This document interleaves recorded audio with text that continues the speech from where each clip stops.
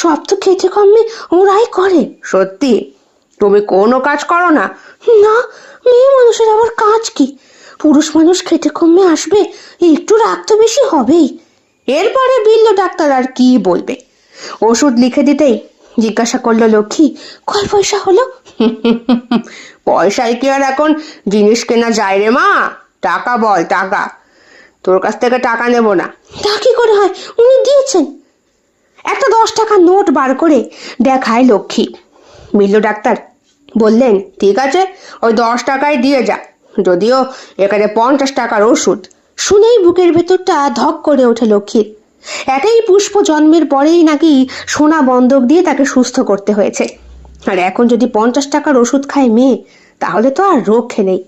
এমনিতেই ভীমাটার জন্য প্রত্যেক মাসে ওষুধ লাগে, এখনো মুখ থেকে নাল পড়ে।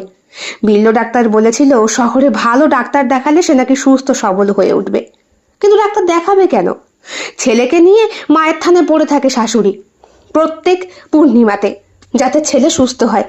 কিন্তু শীত গ্রীষ্ম বর্ষা যখনই ছেলেকে বাড়িতে নিয়ে আসে, ছেলে জ্বরে ভোগে, আর ডাক্তারের পেছনে ছুটতে হয়। মেয়েকে কোলে করে নিয়ে যখন লক্ষ্মী বাড়ি ফিরল, তখন সন্ধে গড়িয়ে রাত হয়েছে। পথে বেশ খানিকটা দেরি হয়ে গিয়েছে। মেয়েটার জ্বরটা একটু কমাতে একটু খেতে চাইছিল কিছু।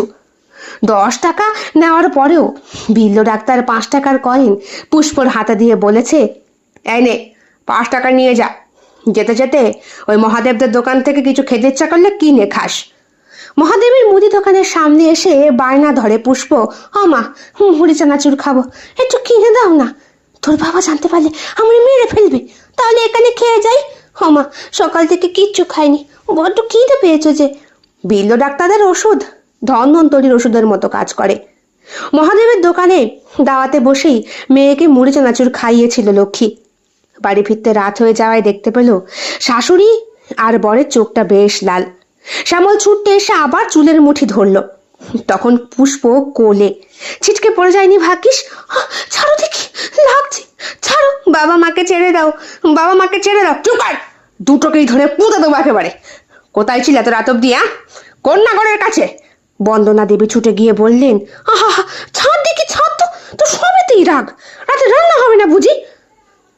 ভাগ্যিস শাশুড়ি মা ছাড়িয়ে নিয়েছিলেন, না হলে আরো বেধরক মার খেতে হতো ওই বেচারি দুইজনকে।